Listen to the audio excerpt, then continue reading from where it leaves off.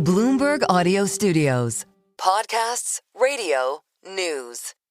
Oh, Joe, this is cutting.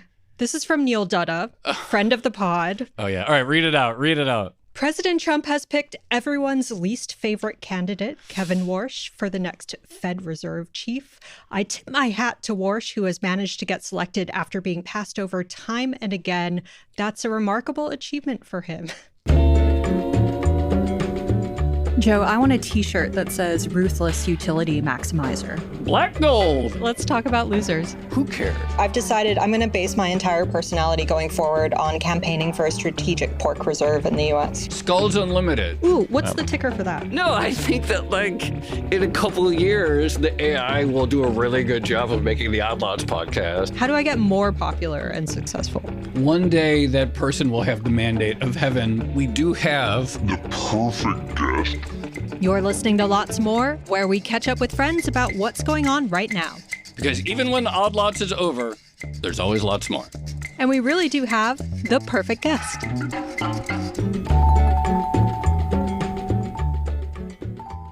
I'm just going to say what I find interesting right now is that, Trump announces someone and you expect a bunch of liberal ninnies in the media to shake their fists. It's like, oh, this isn't good. It's like there's a lot of predictable response. But it is interesting to my mind to hear someone like Neil, who is, I do not associate him with liberal media groupthink or anything like that, as well as many others who are like, interesting pick here. Well, I will say opinions kind of divided. So Mohammed Al-Arian tweeted earlier that he thinks Kevin's going to be a great Fed chair, and he's observed, and this is a quote, having observed and interacted with Kevin during his prior tenure as Fed governor in academia and as a fellow member of the Group of 30, I believe he brings a strong mix of deep expertise, broad experience, and sharp communication skills. So... By the way, Jason Furman, too, he tweeted, Kevin Warsh is well above the bar on both substance and independence to be chair of the Federal Reserve. The Senate should ask tough questions about his independence, and President Trump should reduce the threat to it. Hopefully that will make it clear Warsh should be confirmed. So it is a mix on both sides. Mm-hmm. It is not dividing in obvious, easy ways. Anyway, Skanda, what's up? Glad to be part of this momentous day. It is a momentous day. I guess we see that, Kevin Warsh is... right now, the successor in waiting if he gets confirmed by the Senate. It is funny how he's part of this Group of 30, which is a form of former central bankers, former finance ministers, the movers and shakers. So you see Mohammed Al-Arian, Jason Furman, George Osborne, I believe, Mark Carney. Certainly not exactly the most America First kind of grouping, maybe more globalist in flavor. Has definitely kind of rallied around Kevin Warsh because I think they've probably converse with him a bunch of times and take him to be a very serious person. I myself am much more sympathetic to what our friend Neil has pointed out.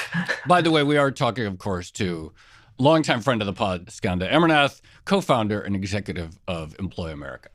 So when you see so someone like Neil and someone like yourself, and you have these reservations, what is the origin of some of these anxieties? I think there are a few different anxieties. And I think let's start with, this is obviously someone who served on the Fed before, right? He was a Fed governor. So we have a track record. We don't have to rely on secondhand validation. We don't have to, if we didn't know anything about Kevin Warsh, then I think it's probably worth putting a little more emphasis on what Jason Furman and Mohammed Al-Arian and those people are saying. And they seem like respectable people, except he was Fed governor and he does have a pretty long body of work in terms of a public intellectual, giving remarks, being in the Wall Street Journal opinion pages. And the trouble is it kind of comes back to who do you want in a crisis, right? Mm-hmm. So the Fed really tends to matter the most in periods of crisis. He was a Fed governor in the crisis, and he often touts it as we're talking about the great financial very crisis. Qualified purpose. Yes, the 2008 financial crisis. Yeah. If you go through what his views were through that whole period, what you will find is this is someone who is very eager to tout how well the financial system was performing, even as it was descending into crisis in 2007 and 8. He was very eager to really upweight the importance of inflation in the summer and fall of 2008 until Lehman failed. So this is someone clearly who had his eye on, I'd say, the wrong ball at that time. okay, mistakes happen. Like people had different views. I don't think we should be like too precious about that specifically. And yet also the moment that sort of we came into 2009 and let's say the absolute worst of the financial distress may have been behind us, but we had historically high and rising unemployment. He basically said this was not really a big problem, not something the Fed should be focused on, and that we actually should start to shift back towards focusing on keeping interest rates more normal, not so low. I'm worried about inflation. And so he came up with a lot of reasons why he thought inflation was going to explode, why QE was really bad, and that would ultimately lead to first inflation, then maybe some version of asset price inflation, maybe bubbles, maybe it's backdoor fiscal policy. He came up with a lot of different reasons at different times for why he really hated the fact that the Fed's balance sheet was so big.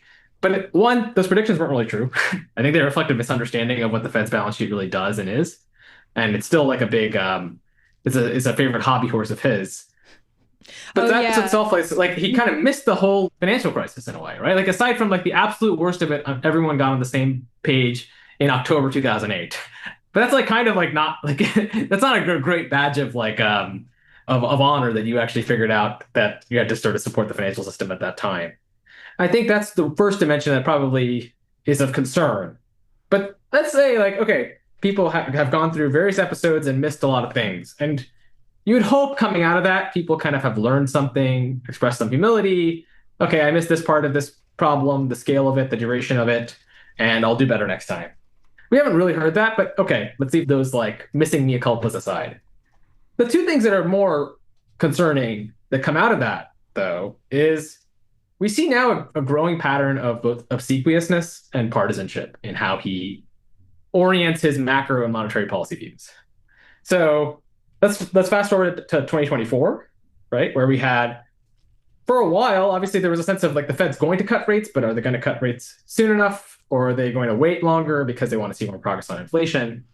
Kevin Warsh, for most of that year, he was pretty clearly in the camp of the Fed is risking not keeping interest rates high enough for long enough to kill inflation. But when do you think that his policy views changed? They happened to change in November 2024, basically. And he basically did a big 180 on what were probably considered pretty hawkish views, but actually they turned dovish the moment the election changes. Now, obviously, like everyone does a version of inflecting their policy views with some level of politics and partisanship, whether they can help it or not. I'm not here to say it's like anyone's immune, but there's a tendency, if you look through his track record, of basically worrying about inflation and worrying about sort of fiscal excesses during periods when it's a Democrat that's in the White House. And then it tends to flip towards deregulation and productivity growth that are going to be disinflationary. And that's why we can afford to keep rates lower when it's a Republican that's in the White House. I think that's been dialed up even further in this last, call it 18 to 24 months, where you've seen that sort of 180 take place. Yeah. And I think that kind of speaks to exactly what did he have to promise to President Trump to get the job. It's funny, you mentioned writing op-eds in the Wall Street Journal, and this is also a Dutta line.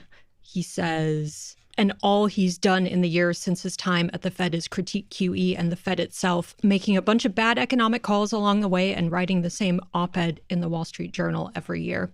So one thing I was reading, I read some of those op-eds, but I also read a speech that Warsh made last year, and he was criticizing the Fed for being too dependent on data or focusing on data dependency, too much near-term forecasting. And it kind of, it made me think like, well, if you're not looking at the data, what are you going to be looking at? Do we have any sense of what he actually prioritizes when it comes to making policy? I mean, maybe it's vibes, maybe it's presidential preferences, but I obviously like sort of half kidding there. But I think it's like, what do we have if we don't have data, right? What do we have if we don't have a language that you can talk about facts? Like obviously data has flaws. We all know that there's like limitations to what macroeconomic data releases can tell us, what various points of information tell us. We are all trying to triangulate around this like fuzzy reality of macroeconomics. But it's a useful language for being able to like get people from different policy preferences, different political orientations to get on something of the same page, right? It's a way of saying, okay, this is a fact about the data. We can say this is the reason why it's too high, it's too low, it's biased this way. We can have a discussion about it. But at least it's a way to make sure we're talking about something other than politics, something other than policy that's like outside of the ambit of the Fed. I think what you actually hear from Kevin Warsh on the data dependent side is pretty worrisome because it kind of speaks to a disinterest in being perceived as objective, a lack of interest in actually doing something that can broaden legitimacy around the Fed so that people will understand, okay, the Fed made this decision because indicators moved in this direction, or they think indicators are moving in this direction. And at the same time, we obviously have a situation where like there's a lot of risk of eroding trust in the Fed when Trump has been saying that he wants his guy in who's going to do what he wants, and that he really felt burned by picking Jerome Powell. So basically that Jerome Powell was not pliant enough to what Trump was looking for. I think that just raises a lot of risks going forward. And just to bring it back to the issue of crises, the Fed has been such an important actor in periods of crisis and divided government, right? When we think about 2008 and 2020, when the White House was controlled by a Republican, and there was a pretty vociferous opposition from Congress in terms of, obviously, there was a Democratic House in 2020, and both chambers were Democratic in 2008. How did you get to like policies that actually started to address the scale of the crises in front of them? You got there because there was some agreement and trust that the Fed could be a reliable kind of crisis broker of sorts. I think that's going to be a lot harder this time around because Kevin Warsh's like track record, obviously there's a certain obsequiousness that kind of has been very obvious from how he's done these policy 180s. He goes from hawk at one point, and then the moment Trump wins office, he starts to shift towards being more dovish. He did a version of this in 2017, though less exaggerated. So that's something that like is concerning. Layer it onto his tenure as Fed governor has this like features a lot of speeches in which he's like really going off script in terms of what he's talking about. He doesn't just talk about monetary policy or just financial regulation. He started to give kind of these like bigger concerns about, hey, I don't really like the way the trade policy is going under the Obama administration. I don't really like how like we risk going down the wrong path on broader regulatory policy. Things that really shouldn't have been under his domain itself to focus on. And yet he kind of veered into the political and probably was speaking to a more partisan audience at that time. I think everything you've seen since 2005-06 kind of speaks to someone who wants to talk to one side of the partisan aisle, but it may be very different in a crisis when you need relationships across the spectrum.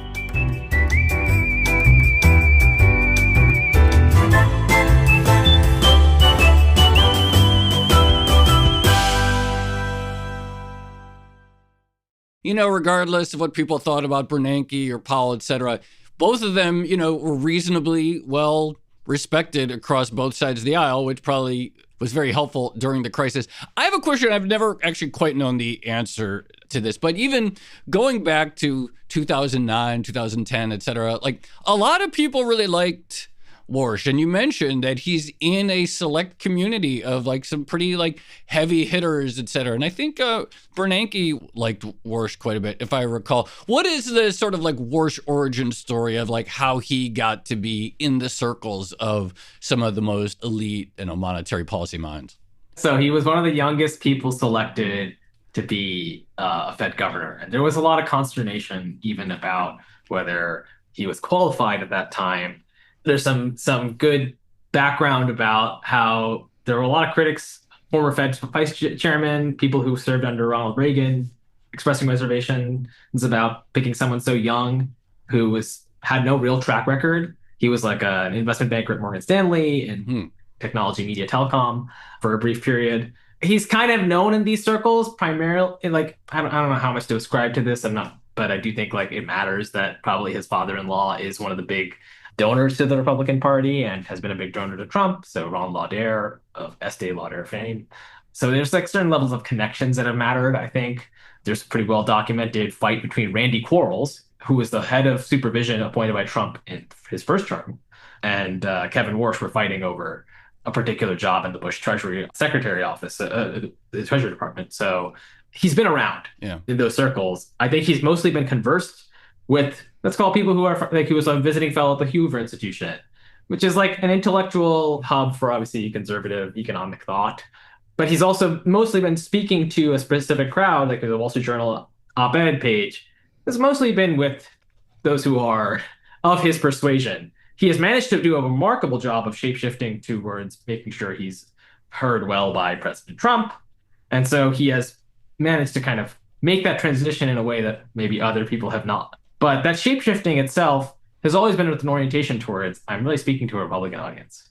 And what I wonder about that is, if we run into any sort of situation where you're going to need the Fed to kind of put out a fire, or you're going to need some institution to do that, play that role, as it was the case in the CARES Act, or was the case around TARP, or around any of the other sort of bailouts of 2008, how do you muster that together when this person has been pretty consistently partisan and ideological in some ways? Ideological maybe more so when it's not Trump at the helm, but it's just something that becomes very hard to trust. And we kind of take that for granted in terms of macro and finance about how the Fed is supposed to step in when there's a crisis. But the Fed steps in a crisis when they get the backing from both Congress and the White House. Right. That may not exist.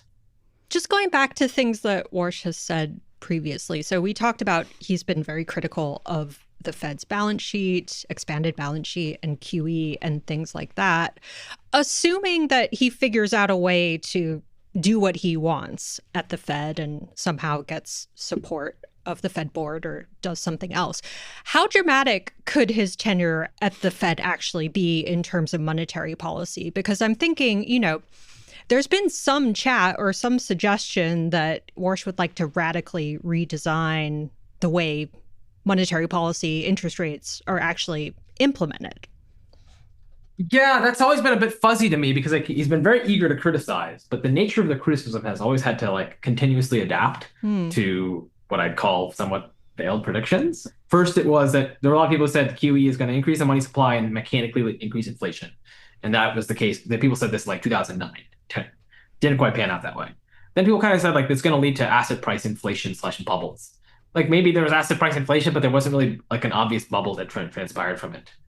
And then it's sort of some of the criticism shifted towards, well, it's actually doing something on fiscal policy. So I think you have to have a coherent view of what you actually think the Fed balance sheet does. If you ask me, ordinary vanilla Treasury QE is not really doing much. It's mostly an asset swap of two risk-free assets, which is a view actually that another person at Hoover Institution, John Cochrane, would probably abide by. So there's not really any distorting effects that people are really, the way people are saying. And yet he sort of has made this a big bugbear, that this is the big thing that needs to shift. He comes at a very awkward time because what's been happening is that money markets have been basically giving the signal that actually the balance sheet is getting to a place where if you try to run it down from here and run it down too abruptly, you might get more dysfunction, kind of similar to what we saw in September 2019. So we might get into a situation where repo rates spike because there's just not a lot of, relative to the banking system and the financial system's needs, you do need to have some amount of liquidity available, and that amount of liquidity is meaningfully more than it was prior to the financial crisis. That's probably 1 part regulation, 1 part supervision, and 1 part bank risk management practices. But this stuff is kind of actually hard to pin down how much of each. And so he's made this his big concern. I suspect he's probably going to have to swallow his pride a bit and be more supportive of gradual balance sheet expansion during this period, because money market conditions are basically signaling that things have tightened up quite a bit in terms of, if you look at where the Fed funds rate or money market interest rates are relative to the interest that the Fed pays on reserves, or the interest rate that the Fed pays for money market funds to the reverse repo facility, those have been converging, right? Those have basically been, those money market interest rates have been kept going up relative to those rates set by the Fed. And that kind of is also a sign that you're going to have more malleability, and it's not exactly the case that oh my God, this Fed balance sheet is this big problem, or that it's something that if you lower the balance sheet, that's how you get lower interest rates.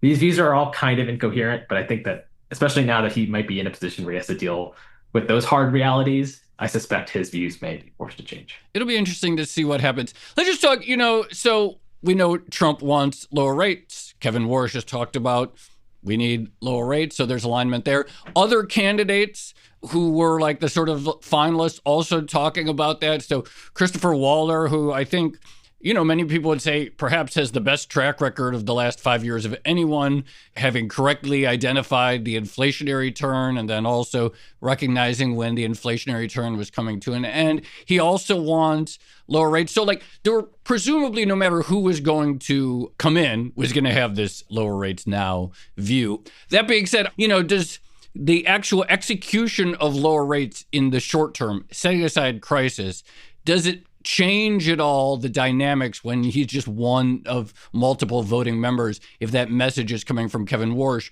versus if it were coming from a Christopher Waller?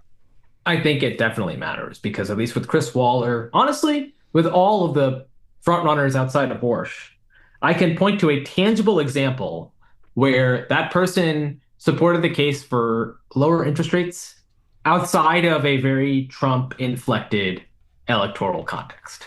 And I'm including even Kevin Hassett here. And so Rick Reeder, Chris Waller are people who have made the case for rate cuts at various times, even when Trump was not in office, even when Trump wasn't clamoring for lower interest rates. In the case of Kevin Hassett, he went on the record in October 2024, I believe, basically defending the Fed's 50 basis point rate cut in September. Back when Kevin Warsh and Scott Bessent and Steve Myron were up in arms about the idea that the Fed could cut rates and thought it was the most politically motivated decision ever. So you get people who have actually pre-registered their views and are not can show an ability to make judgments outside of that sort of presidential context will come with more credibility. Because in the end, as you rightly point out, the FOMC, which is made up of 7 Fed governors and a set of regional Fed presidents, they are not just presidential appointees, certainly not of this current president. And even those who were appointed by the president in the previous administration, I think to a large extent, I'm talking about Michelle Bowman or Chris Waller or Jay Powell, have shown a capacity for independent judgment and assessment. Will someone like Kevin Warsh be able to bring more people on board is going to be a real challenge, right? Can he be persuasive? Can he be persuasive? And especially if he's someone who doesn't really take a lot of stock in data. One of the nice ways that you can be persuasive is being able to point to an indicator and saying, I think this is going to happen in this way. Then if it does happen this way, you get more credibility in the next meeting to say, things are going the way I suspected, and therefore we really need to take policy in the direction I think is right. That's kind of, the data has a way of helping keep people accountable in discussions. Not always, but it's better than nothing at all, or better than the substitute. And so I think regardless of who was going to be the Fed chair, there was going to be persuasive constraint. We're kind of seeing from the Supreme Court that Trump can't just fire everyone on the Fed that he wants. At least those are the tea leaves we're getting. And so you're going to have to work with the people who are already on the Fed, on the FOMC. And if that's the case, persuasive power matters. And what's the reason you're really expressing this view? Are you expressing this view because you believe it or because you think it satisfies what the president wants? Unfortunately, over the course of the last, I'd say 2 decades, Kevin Warsh's views kind of have a strong political correlation to them. Look, everyone's got some political correlation in their views, I suspect, but his more predominantly. And especially if he wasn't making arguments rooted primarily in data, I think he may find it harder to persuade his fellow colleagues, and there will be a high level of suspicion about just what exactly are the true intentions behind his agenda. Just going back to the speech that Warsh made last year, he talked about the need for regime change at the Fed, and he said that would involve, quote, breaking some heads. So I imagine the first FOMC meeting might be a little awkward. He's got to come in, and the first thing he says, he's like, guys, I didn't mean that literally. If he's trying, he's got to come in and say, I wrote that, but I don't want you guys to mean I said it literally. He's got to say that. Real quickly, Skanda, if you were at that meeting, what would be the one question or the first question that you asked Mr. Warsh? Oh, I think it would be good to get a sense of just what he even thinks about where interest rates should be right now. Because I think part of what he talks a lot about Fed policy in the abstract, the need for regime change, we need reform, we need more credibility, fewer mandates or something along those lines. It's all kind of vague and can kind of sound substantive, but I kind of think is a little substance free because it ends up blurring exactly what he thinks about the macroeconomy right now. Inflation right now is about a percentage point above the Fed's target. Now, that might be freezes that are temporary. That might be freezes that are more persistent. It'd be good to understand what he thinks will happen, why. We don't really know much about that beyond just thinking okay, this person's probably going to be for lowering rates because he got the job from Trump.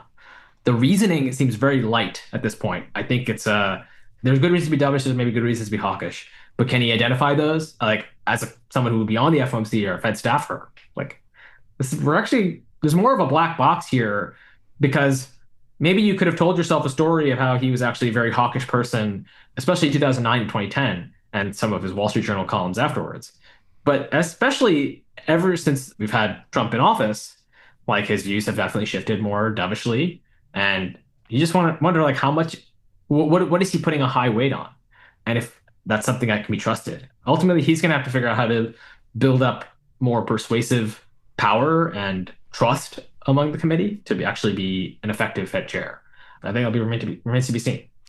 Skanda, we're going to let you go, but this is not going to be the last time we talk about Kevin Warsh with you and many others. So I appreciate your time. Thanks for having me.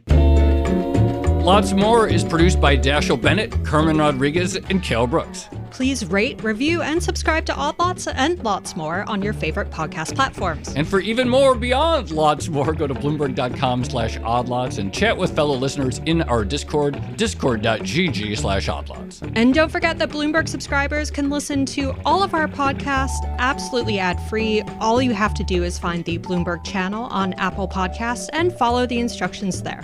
Thanks for listening.